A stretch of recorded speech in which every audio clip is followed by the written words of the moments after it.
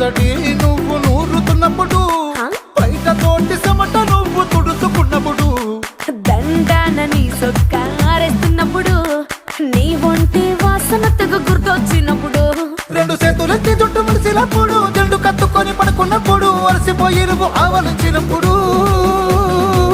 వచ్చుండై feelings